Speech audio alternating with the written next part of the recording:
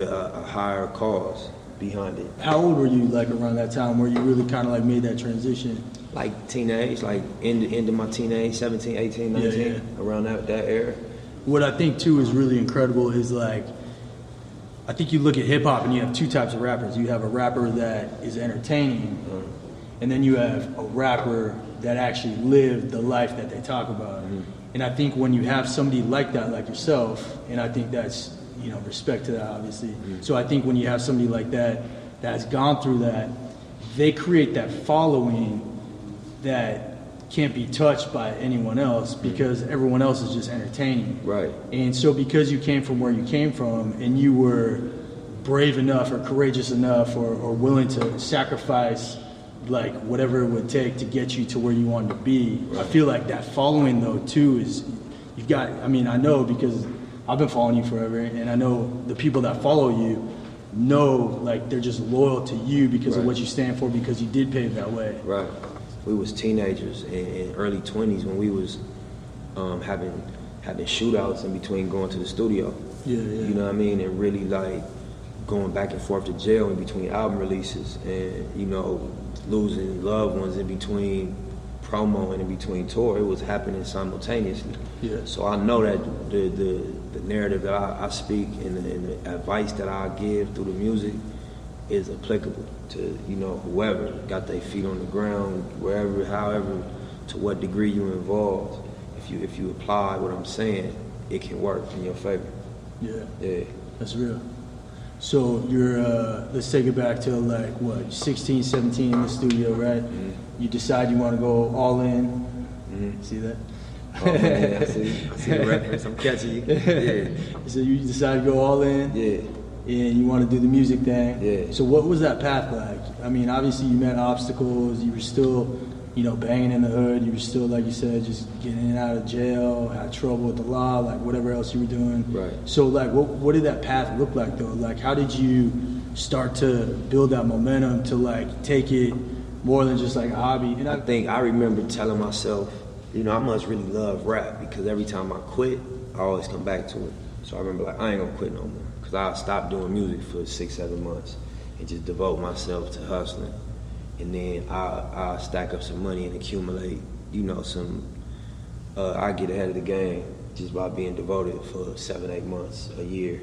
And then I'd be like weighing my options, like I could do a lot of things, you know. And I always want to buy a studio, I always want to book studio time, I always want to go recreate the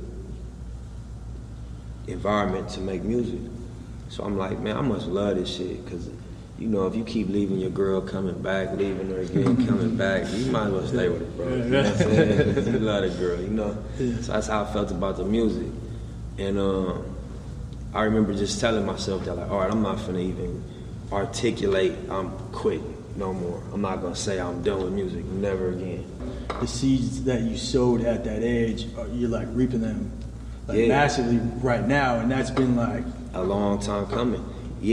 I remember also just to that point, like planting seeds and then reaping the benefits later. I remember like really being committed and being really pure with my energy, and I was just only doing music, and I was like suffering financially. You know, I was like probably 19, 20 maybe, and I was used to being like a young adolescent baller. Like just having, you know, for my age group, you know what I'm saying, having cars, jewelry, and money, and just having the attention and the respect of being somebody that was, you know, somebody that knew how to get dope. And I was just in the studio so long that all that shit kind of faded, and my ego was taking a hit, and I wasn't familiar with that, you know, but I was still committed to the process. And then, you know, the police raided the studio and took all the equipment and put a gun on me that was in the house, a shotgun. It was a registered shotgun, but I was on probation for a gun. So, you know, the probation says you can't be around no guns at all. So they booked me for the gun, took all my equipment, and I was really just in the house working. You know what I mean? Just like, they don't know that. Nobody know how pure you are but you. And I was really pure at that time. I wasn't doing nothing but music. And I'm like, damn, you know, like I was confused. Like, where does the good karma pay off at? You know what I mean? Where does this shit come back around at? Because I was real committed. My money got short. That ain't stopped me. You know, like I said, how I was being viewed changed. People kind of like act like I fell off a little bit, and I still stayed committed. And then on top of all that, I got raided, and they took all my equipment, and they put a new case on me. I was just confused about it. And I remember like questioning everything, like, damn, I don't really have no part of the game that braced me for that. I don't have no mantras that I remember hearing or nothing I grew up around. Yeah. I ain't had no answer for that one. But, you know, it kind of discouraged me for a long time. But I had accumulated so much music. But from when I got raided, I stopped really recording every day and got back into hustling full time, because I'm like, I gotta fight a case now, and I need a lawyer, and I can't even really afford to sit in the studio like that. And probably like 6 months to a year later, a person named Johnny Shipes, he was an executive at Epic Records. He had a joint venture up there at Epic. Reached out to my people and was like, I want to sign Nip. And I didn't make no new music from the time that I got raided to the time that he reached out. How old were you then? I was, I think, 21, 22. Okay. You know what I mean? And I'm like, I ain't going to the studio.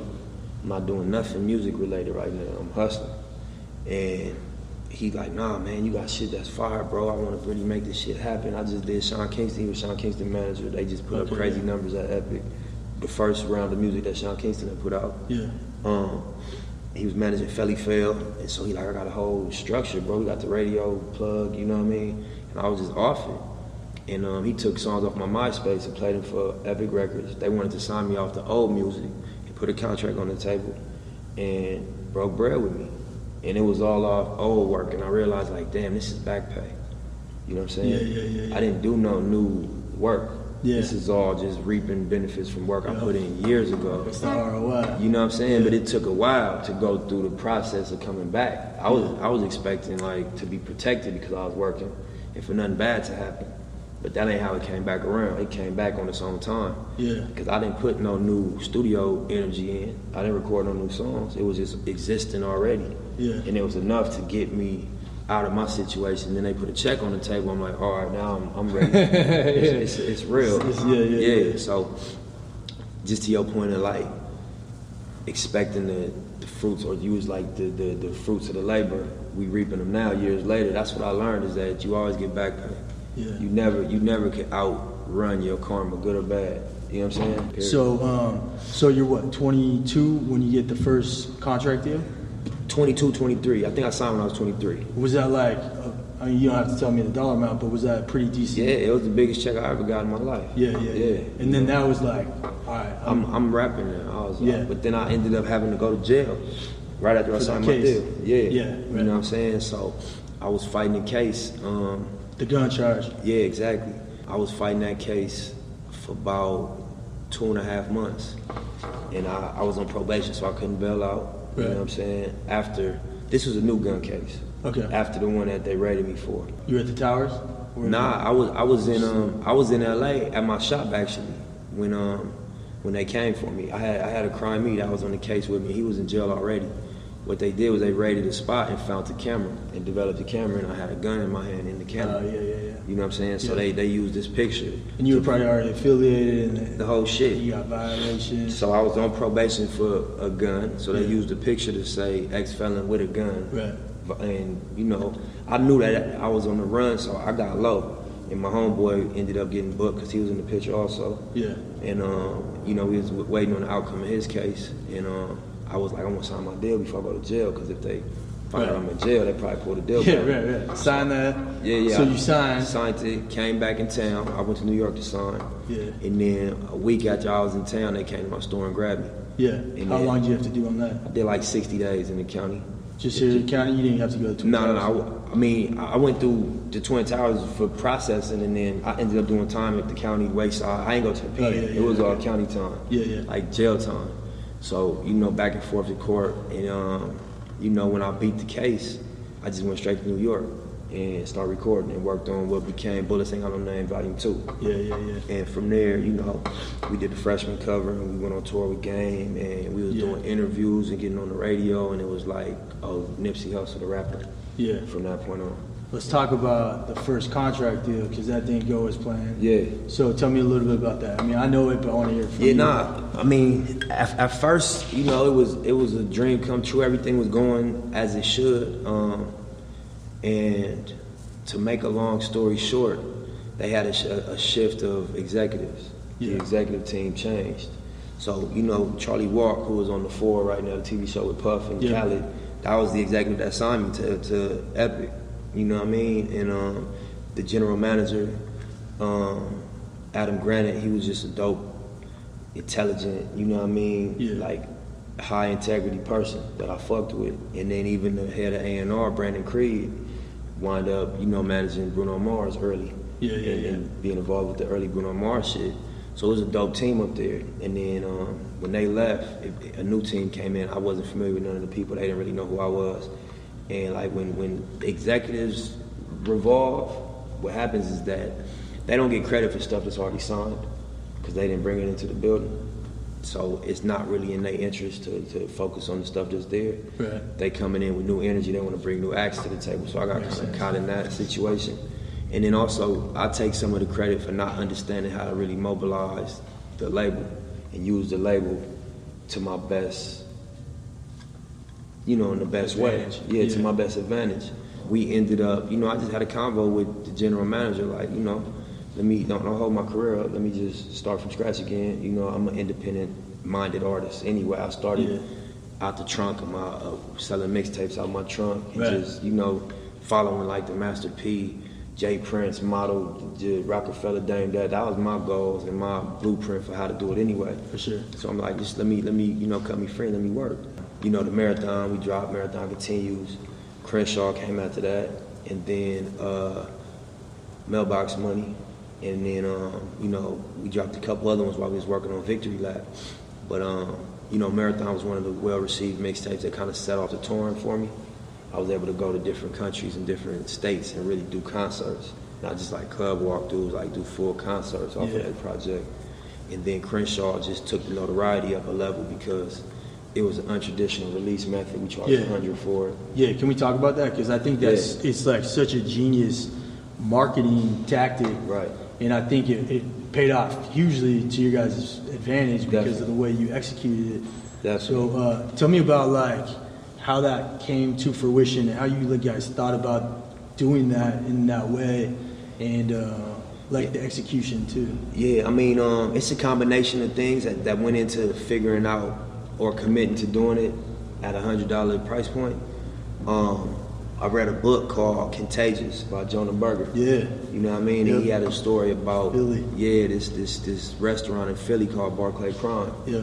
And they had a $100 cheesesteak. And everybody thought it was crazy. Ain't nobody gonna pay $100 for a cheesesteak. Plus we in Philly, you crazy. But it became like a status symbol for like business meetings, or like you bring a girl on a date and you wanted to buy the $100 cheesesteak, and Oprah Winfrey ended up coming to get one, and Jay Leno, and it became a thing. So I'm like, damn, you know, that ain't been done in rap at all. I figured that an artist has that type of fractional fan base. You got some fans that's mildly engaged, and you got some fans that's 100% committed. So when you give a directive like, it's $100 for the album, you make it special, it come with a private invite-only concert. Yeah. You know, it became a thing. It became a way to reciprocate whatever you felt you was getting out of the music. It was like a way to give it back. And you know, when we announced it, I got a lot of backlash at first, you know, but then there was also a free version of the project too. If you didn't want to buy it, you could download it free. And then if you wanted to buy it on iTunes, it was on iTunes. You wanted to stream it, it was on all the streaming platforms. That's why the main phrase was proud to pay, but the tagline was just always by choice, never by force. Yeah. And so, you know, Jay-Z reached out and he supported the campaign. He spent 100. Yeah, he bought 100 up and spent 10 racks with us. It's cool. Yeah, and that set the media and just the narrative of the album on a tailspin. That's one thing like I've respected about you as an artist is like the entrepreneurial side of everything you do. Because I mean, art's, you know, hip hop, rap, that's like one of your passions. But man, you got the store, you got the agency, you got the incubator, co-working. Yeah. You got a million things. A lot of stuff, and I don't know man. what other projects you have. I think you covered it though with the streetwear brand, Streetwear, that's the store, obviously, apparel, the marketing agency. So has that always just been like a vision you've had for your life that, hey, I'm gonna hit it with music, and then from music I'm gonna diversify, I'm gonna create all these other companies, this is what I plan to do?